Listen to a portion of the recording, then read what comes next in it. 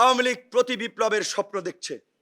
তাদের কাছে টাকা আছে, ওয়ার্ড পর্যায়ের নেতা থেকে শুরু করে টপ লেভেল হাজার হাজার কোটি টাকা মালিক। কাজেই বাংলাদেশের মতো একটা থার্ড ওয়ার্ল্ড করাপ্টেড কান্ট্রির দেশের লোকজন পয়সায় প্রভাবিত হয়, এটা সত্য। কাজেই তারা কিন্তু থেমে নেই। শেখ হাসিনা হিটলারকে ছাড়িয়ে গেছেন, ফিরাউনদেরকেও ছাড়িয়ে গেছেন। ফিরাউনকে হেলিকপ্টার থেকে গুলি করছিল? নমরুদকে এইভাবে মানুষ মারছে? হয়তো টুকটাক অত্যাচার করছে। তো শেখ হাসিনা ফিরাউন নমরুদকেও ছাড়িয়ে গিয়েছেন। কাজী তিনি কিন্তু এই থেমে নাই শয়তানি বুদ্ধি নিয়ে।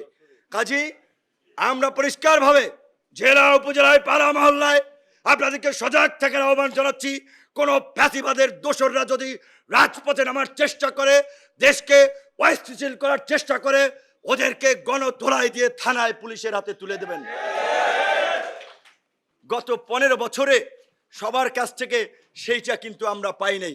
বরঞ্চ বাংলাদেশে বিরাজনীতিকরণের ক্ষেত্রে ফ্যাসিবাদ প্রতিষ্ঠায় ভারতের রাষ্ট্রীয় পলিসি ছিল শেখ হাসিনার পক্ষে।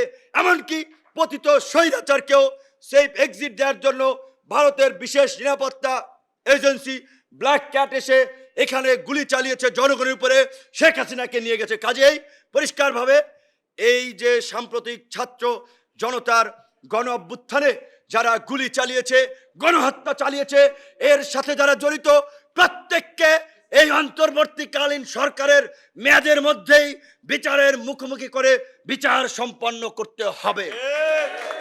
এবং এই বাংলাদেশে যেন আর কোনো ফ্যাসিস্ট হাসিনা ফ্যাসিবাদ তৈরি না হয়, তার জন্য অনতিবিলম্বে বন্দি বিনিময় চুক্তির মাধ্যমে শেখ হাসিনাকে দেশে ফিরিয়ে এনে গণহত্যার দায়ে ফাঁসিতে ঝুলিয়ে সর্বোচ্চ শাস্তি নিশ্চিত করতে হবে। ছাত্রলীগ যুবলীগ পরিষ্কারভাবে এই আন্দোলনে অস্ত্র নিয়ে রামদা নিয়ে তাণ্ডব চালিয়েছে, মানুষের বুকে গুলি চালিয়েছে, পুলিশের পোশাক পরে সিভিল সাধারণ পোশাকে সর্বাবস্থায় ছাত্রলীগ যুবলীগকে স্বরাষ্ট্র মন্ত্রণালয় থেকে সন্ত্রাসী সংগঠন হিসেবে ঘোষণা দিতে হবে। এবং আওয়ামী লীগের মতো কোনো ফ্যাসিস্ট শক্তি যেন এই দেশে আর মাথা চাড়া দিয়ে না উঠতে পারে, তার জন্য সবাই মিলে আমরা যেটা বলেছি আগামীর বাংলাদেশ বিনির্মাণে কাজ করতে হবে। আওয়ামী লীগকে নিষিদ্ধের দাবিতে অবশ্যই রাজপথে আন্দোলন সংগ্রাম অব্যাহত রাখতে হবে।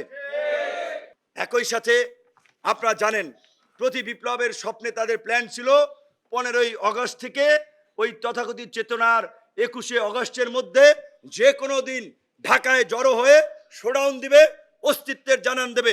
15ই আগস্ট আমরা ছাত্র জনতা সরকার মিলে তাদেরকে পরাজিত করেছি। একই সাথে আগামীকাল 21শে আগস্ট আমরা গণ অধিকার পরিষদের পক্ষ থেকে ঢাকা মহানগরের নেতৃবৃন্দ আমাদের কেন্দ্রীয় অফিস আল রাজি কমপ্লেক্সের সামনে অবস্থান কর্মসূচি পালন করবে। এই ফ্যাসিবাদের দোসররা যেন রাজপথে নেমে দেশকে অস্থিতিশীল করতে না পারে, দেশের মানুষের শান্তি স্থিতিশীলতা নষ্ট না করতে পারে, সরকারকে যেন অস্থিতিশীল করতে না পারে। একইভাবে সারা দেশে সকল রাজনৈতিক দলের নেতৃবৃন্দকে এই কর্মসূচির পালনের আহ্বান জানাই। প্রবাসী অধিকার পরিষদকে ধন্যবাদ জানাই। তাদের এই যৌক্তিক দাবি দেওয়া যায় আমরা কথা বলেছি, কাজ করেছি, ভবিষ্যতেও করব। সবাই ভালো থাকবেন ইনশাআল্লাহ।